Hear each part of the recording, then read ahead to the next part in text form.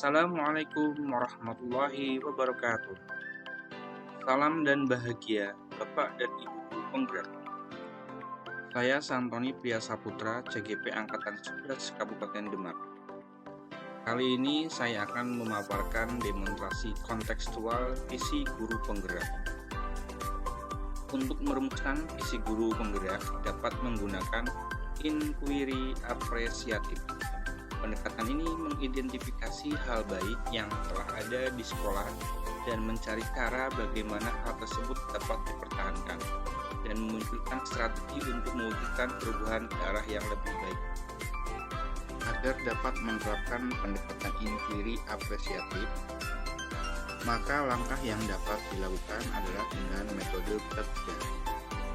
Bagja terdiri dari buat pertanyaan utama, ambil pelajaran, gali mimpi, jabarkan rencana, dan atur eksekusi. Buat pertanyaan utama. Berisi pertanyaan-pertanyaan untuk menentukan arah penelusuran.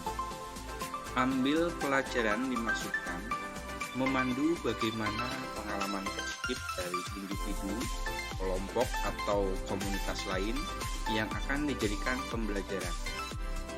Gali mimpi berupa narasi keadaan ideal jika prakarsa perubahan telah terwujud. Jabarkan rencana dapat mengidentifikasi tindakan-tindakan yang akan dilakukan. Atur eksekusi yang dapat membantu transformasi rencana menjadi nyata.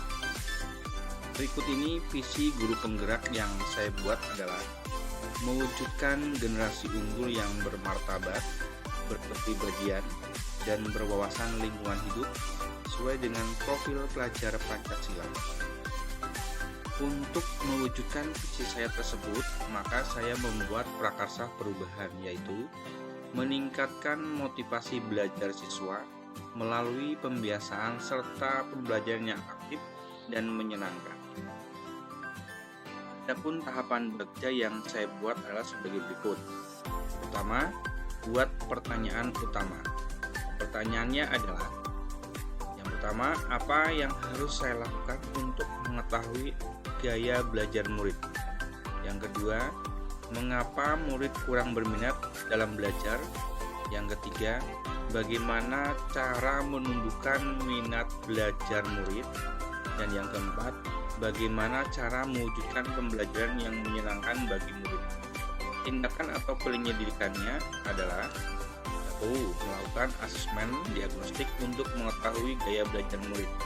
Yang kedua, melakukan pengamatan secara langsung. Yang ketiga, berkolaborasi dengan teman sejawat untuk mendapatkan informasi. Dan yang keempat, berdiskusi dengan murid secara langsung mengenai pembelajaran yang menyenangkan. Yang kedua, ambil pelajaran. Pertanyaannya adalah: yang pertama, siapa saja yang sudah menanamkan strategi yang tepat untuk melaksanakan pembelajaran yang menyenangkan dan meningkatkan minat belajar murid?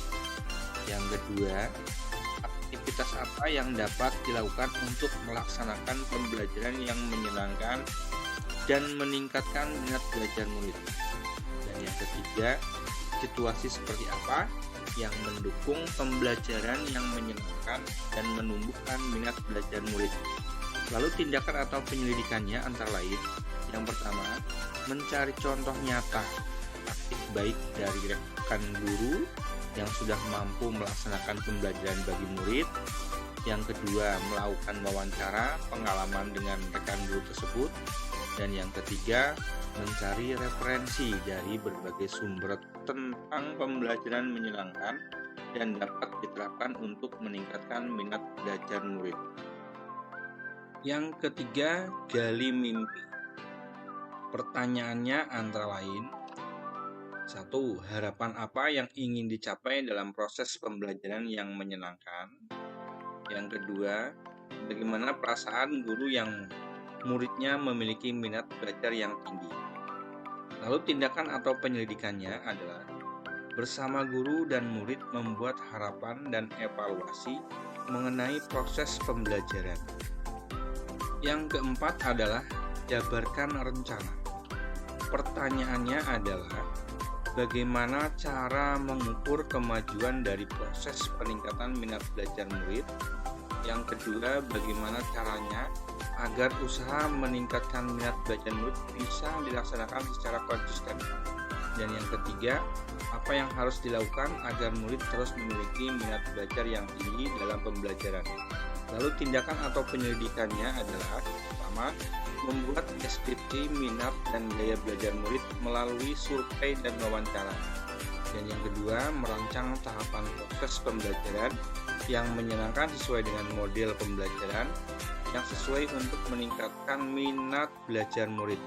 Dan yang terakhir, yang ketiga, mengkondisikan situasi kelas agar menyenangkan bagi murid. Satu lagi, atur eksekusi. Pertanyaannya, yang pertama, siapa saja yang akan saya libatkan dalam rencana ini? Yang kedua, siapa yang dapat mengarahkan dan memantau dalam meningkatkan minat belajar murid dalam pembelajaran? Dan yang ketiga, apa rencana tindak lanjut yang akan dilakukan setelah tujuan dari rencana ini tercapai? Lalu tindakan atau penyelidikannya adalah, yang pertama, mengajak kepala sekolah dan rekan guru untuk melakukan observasi dan kolaborasi terhadap program yang saya terapkan. Yang kedua, selalu melakukan refleksi pada setiap akhir pembelajaran. Yang ketiga, selalu menyiapkan wadah diskusi bagi siswa untuk berpendapat. Dan yang keempat, mengembangkan rencana tindak lanjut pembelajaran dan berkolaborasi dengan teman sejawat di sekolah. Demikian rancangan tindakan perubahan berdasarkan tahapan Bagja.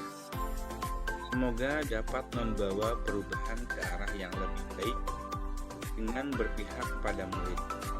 Terima kasih. Wassalamualaikum warahmatullahi wabarakatuh.